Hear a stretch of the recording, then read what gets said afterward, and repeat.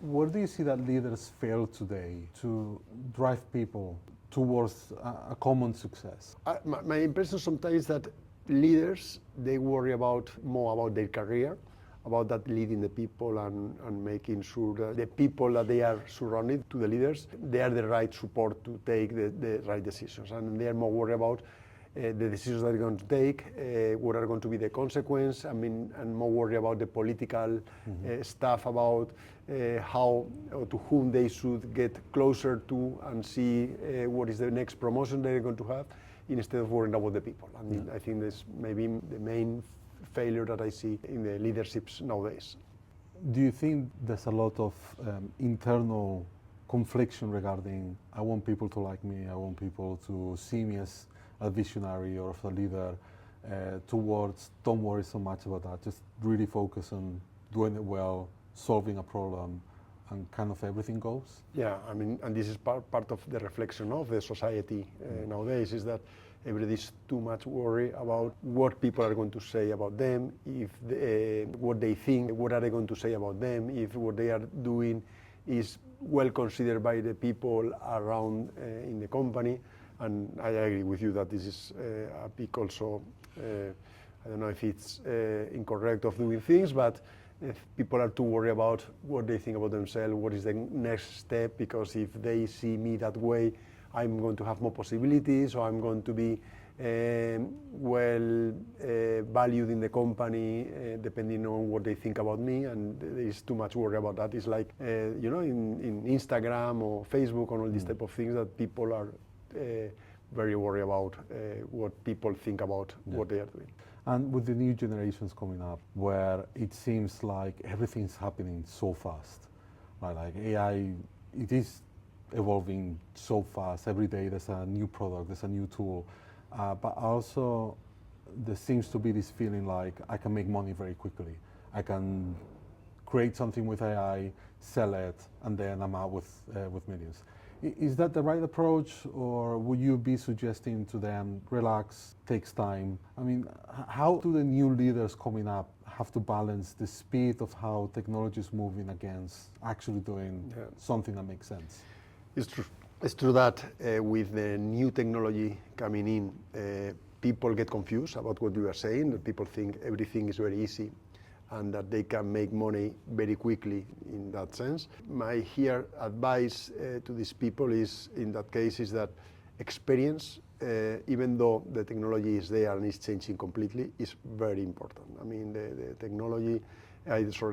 experience is something that really helps you to take the right decisions. Whenever, and if I compare myself when I was younger, the ambition sometimes that you think that you know everything drives you to take sometimes the incorrect decisions. And the experience, the serenity of the time and all the experiences that you have been going through, it's very helpful in order to take the right decision. And I think sometimes in the earliest stage, you need to get all the education that you can get, learn as much as you can, read, get informed about what is going on, and also learn about step by step. I mean, don't be in a rush to take decisions, to get rich, to grow in the professional career. I think even though the technology is helping and there are very good tools there, you need to go step by step. Where do you see yourself in 3 years? Well, in 3 years, I see myself probably still having the right balance between personal and professional life. I see myself, and I'm very excited about the new opportunity of implementing the technology and the strategy that we have in the group in order to transform the way the companies are managing the processes.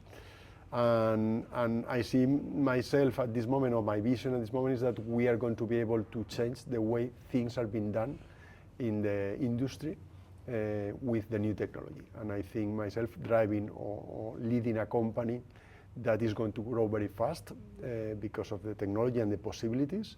But again, step by step. I mean, we don't need to be in a rush. I mean, everything is new, and if you take decisions very quickly, probably you could fail because you are not implementing in the right moment and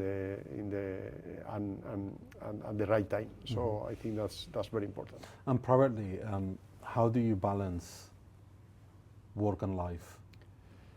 Well, I think this is the same philosophy I have had in the past.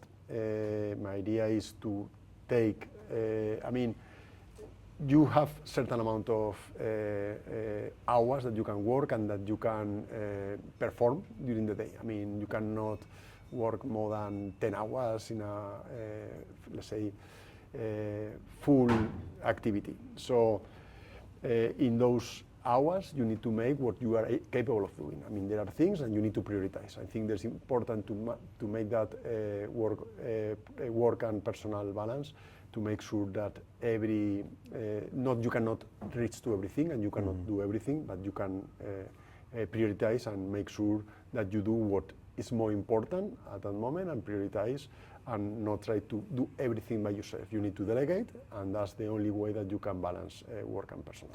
So how do you see these founders and CEOs that say, oh, wake up at 4 a.m., keep working, spend Sundays already preparing the next week?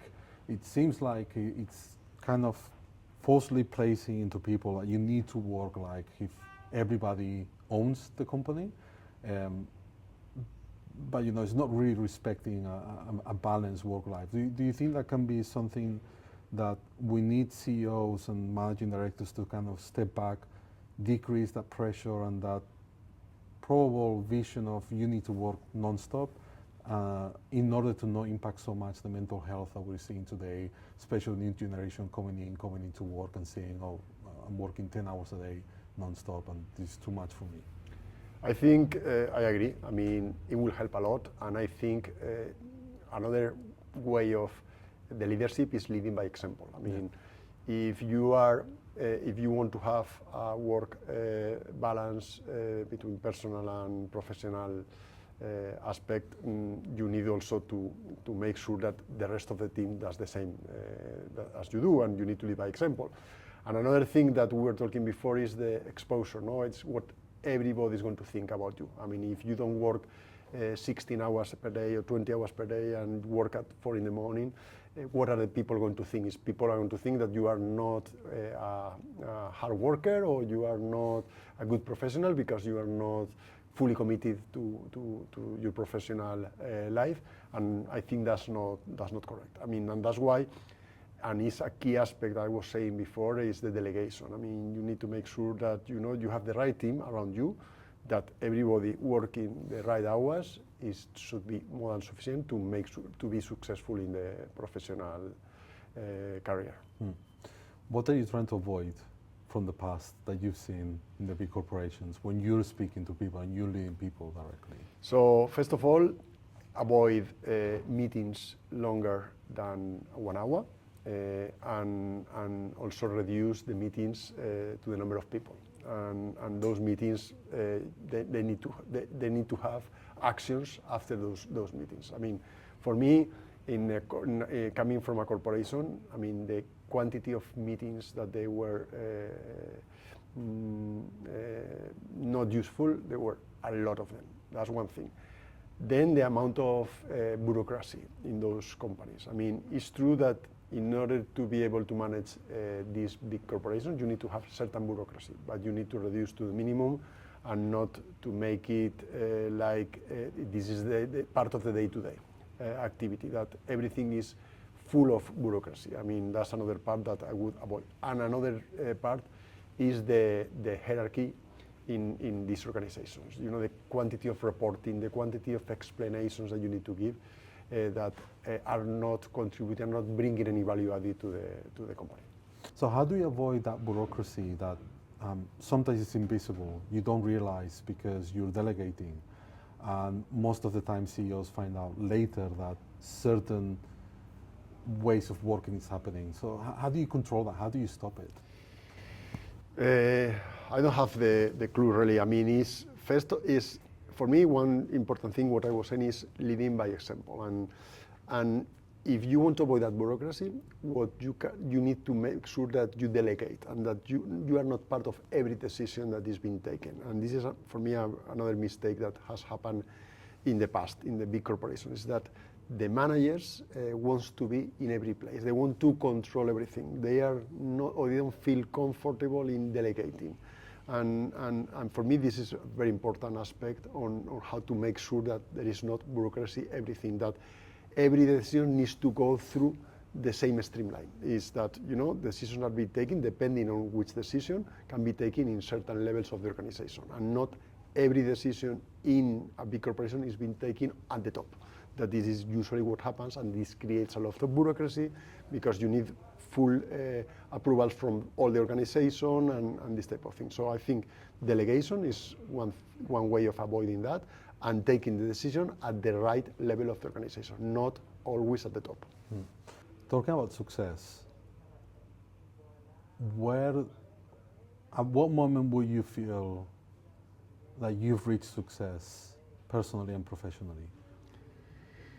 Personally, is that I feel comfortable and satisfied in the place I'm working, and this is what is happening to me at this moment. I feel very motivated, very self-confident. What I'm doing is going to change significantly, and this is, for me, successful for me personal-wise, because I'm working with surrounded by people that they are good professionals. I feel comfortable. I wake up every day happy to go to work, and this for me is a successful personally. Professionally is that if I'm capable of executing the strategy and transforming the business the way I have been thinking of in the future. And for me, this will be a successful operationally, and obviously, if we are able, because at the end this has to have a reflection, and the reflection is that if we are able to have the company at certain value in 2 years from now. This is, for me, will be the key aspects of successful personal and professional. And is there always, when successful companies start growing, they start putting the next limit. Do you think there's, or would you recommend that there should be a certain limit to how big you get, so then you don't fall into becoming a corporation that's uncontrollable? Or do you think that's just life, that's how professional life is, and you just need to make sure you do the best that you can when you grow? I mean, the advantage or the good part of where we are at this moment is that the growth with the new technology is going to help us to content that huge organization from the past. Because in the past, if you were growing, every revenue usually implies an additional headcounts. In this case, this is changing with the technology. That additional revenue of growth does not imply additional headcounts. So that's going to stop you from becoming a big organization, a big corporation as it was in the past. So I think this is going to be helping us to not become a very bureaucratic company with all this new technology. So for those who are starting now, they're mid-level, burned out, and they're thinking of starting from scratch, or what kind of, and knowing where we're going, right? Where you're saying like that transition on what's going to stay human, what's going to go to AI. At the age that you have right now, if you're looking back, what kind of recommendations would you give them? And this is a good question because, well, I have 3 children, and that one of them is ending the university studies, and the other one is just starting. And really there is a lot of uncertainty about what is type of future work are they going to have. And I am not able to visualize how it's going to change for them, or how the future is going to look like for them. So for me, to give advice to the new people coming in and what type of work are they going to have is very difficult. I know it's going to change a lot. I know the way we were doing things is going to change, the type of work that they're going to be doing. But what is not going to change is what we said before, is the way we are going to manage people, the leadership skills that you need to have to manage people. But the type of work that they're going to do definitely is going to change a lot. It's not going to be the same. What is going to be, I'm not at this moment in a good position to say this or the other advice about it. No. So what do you tell children directly when they ask you the question, what should I do? I'm saying just, and this is a very topic, I mean, very usual recommendation is keep alert, keep studying yourself and understanding what is going to happen, read a lot, understanding where are the trends going, what type of technology is coming in. And even though, I think in my case, since I started working, I have not been stopped reading new things, trying to learn from new stuff, trying to get new trainings. I think that's very important, and this is what I'm telling them. And this moment, they are in the moment, or the young people, is to keep learning, don't stop, keep reading, be anxious about what is next is going to come and trying to learn from that. And build the experience step by step, because you don't need to be in a rush. Life is very long, and every year the life expectancy is growing. Mm-hmm. So there is a lot of time, and the number of working years is going to still growing. So you need to be patient, keep learning, and keep reading, and be alert about what is going on in the world. But more precise advice is very difficult to say in that sense. Great. Julio, thank you so much. Thank It's you. been great to speak with you. Cool. Best of luck with everything.